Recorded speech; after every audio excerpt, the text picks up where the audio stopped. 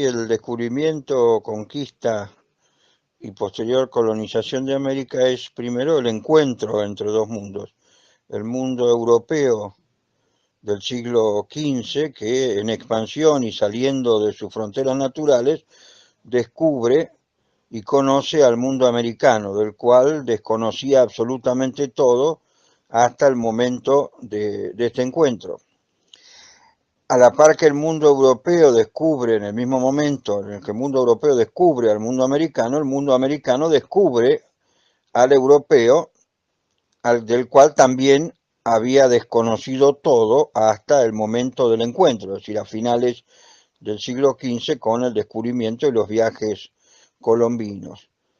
Es el encuentro de dos mundos completamente diferentes. El mundo americano autosuficiente, cerrado sobre sí mismo, que no tiene interés ni sale más allá de sus fronteras, que dista mucho de ser idílico y pacífico, porque internamente el mundo americano tiene conflictos, guerras y situaciones de extrema desigualdad, pero está cerrado sobre sí mismo y es autosuficiente. Y el mundo europeo que sale en permanente expansión, en avance tecnológico y en expansión, que sale de forma agresiva y se encuentra con el mundo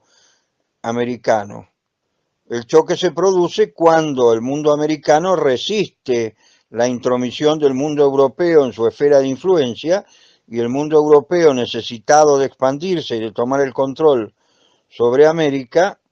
pasa a la fase agresiva, es decir, pasa a la conquista. De tal manera, ese primer encuentro termina transformándose en un combate, es decir, en un encuentro y un choque entre esos dos mundos, en el cual el europeo termina victorioso debido fundamentalmente a la superioridad que tiene solamente en armamento y en evolución tecnológica, y como supera al mundo americano, termina sojuzgándolo, es decir, termina conquistándolo y transformándose en el pueblo dominante en el continente, y surge así un nuevo mundo, es decir, el mundo de los hispanoamericanos, es decir, el mundo, nuestro mundo, que empieza a partir de la conquista, a mediados, cuando termina la conquista.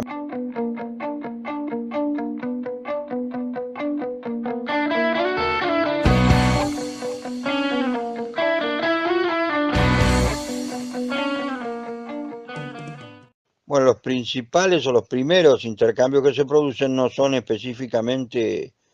culturales, es decir, son alimentarios, sociales, medicinales, es decir, porque un montón de cosas que los europeos ignoran y que no tienen en Europa, lo toman de América, y si alimentariamente, bueno, el maíz, el tomate, la papa, son productos naturales americanos que se trasladan rápidamente a Europa y son adaptados y son consumidos por los europeos. En el otro sentido, los americanos desconocen muchos de los animales de granja y los animales eh, para alimento, es decir, no hay casi animales para comer en América, sacando los pescados y algunos mamíferos menores. Entonces los europeos, los españoles que trasladan su esquema alimentario y su esquema agroganadero a América y lo implementan, van a traer el ganado, ya sea el ganado vacuno o el ganado ovino, y las gallinas y cosas que los americanos desconocían. Así que el primer intercambio es alimentario. Aparte se produce una globalización sanitaria, porque los europeos traen enfermedades a América y causan las primeras epidemias importantes en el Caribe y en México en los últimos años del siglo XV y los primeros del XVI, por las enfermedades que portan los europeos que en América no se conseguían, es decir, o no se conocían. Y se transforma esto en una globalización de microbios y virus, es decir, el mundo se empieza a globalizar desde el punto de vista alimentario primero y de las enfermedades y los virus después. un aporte cultural importante de los nativos a los europeos tiene que ver con la medicina y más que nada con la farmacopea. Es decir, los europeos conocen muy poca farmacia y muy pocos vegetales medicinales, es decir, lo que hoy conocemos culturalmente como yuyos medicinales, todo eso es europeo, perdón, es americano. Los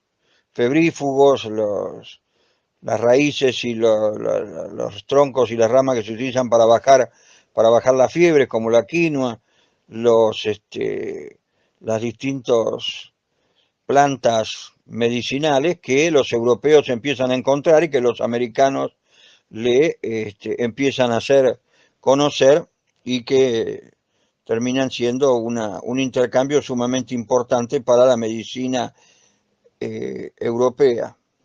Bueno, los principales intercambios culturales, propiamente dicho, se producen después de la conquista, terminada la conquista, a partir de 1540-1550, cuando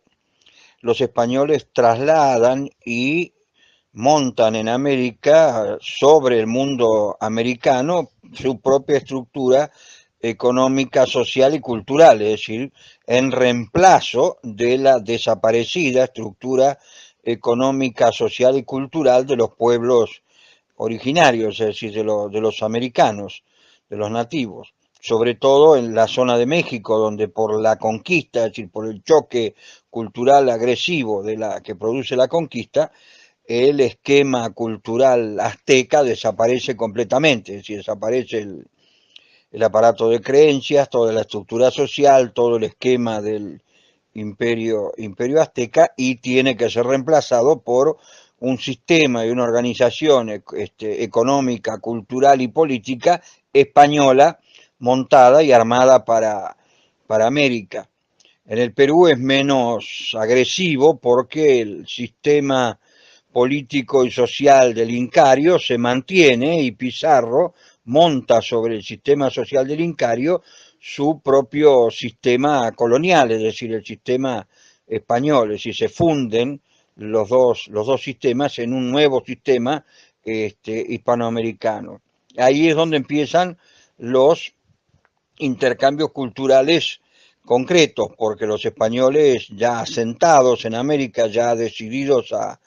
permanecer en América, no solamente a conquistarla, a tomar sus riquezas y retirarse, sino a quedarse, empiezan a trasladar las estructuras culturales y políticas españolas que van tomando caracteres americanos. Es decir, llegan los cabildos, que ya en España no existían, y se transforman en los gobiernos municipales y urbanos de América. Los españoles traen las universidades y montan todo su sistema cultural y obviamente el religioso al iniciarse la evangelización de los naturales. Y cuando los españoles conquistadores, que vienen mayoritariamente solteros, toman esposas o compañeras entre las naturales, ahí surge la verdadera cultura hispanoamericana, es decir, sus hijos van a ser mestizos de español y de natural, es decir, los descendientes de los Pizarros y los Almagros van a ser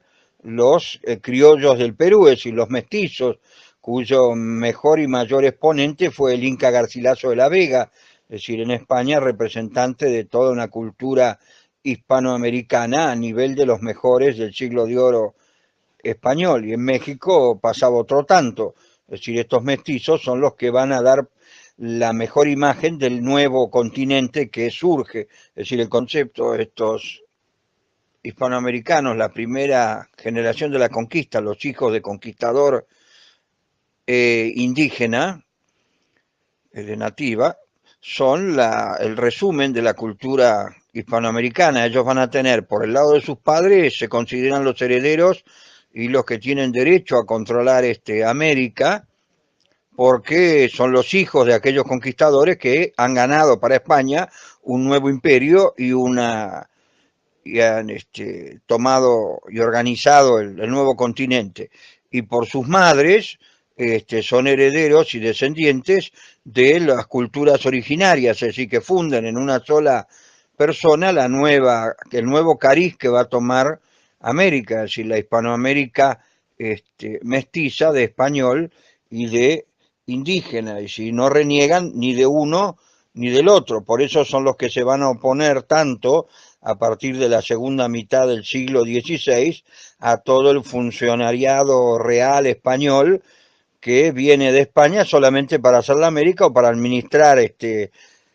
América para la corona, olvidándose del mérito de los conquistadores y de sus descendientes, es decir, que se consideran los verdaderos dueños y creadores de América, los verdaderos, hispanoamericanos.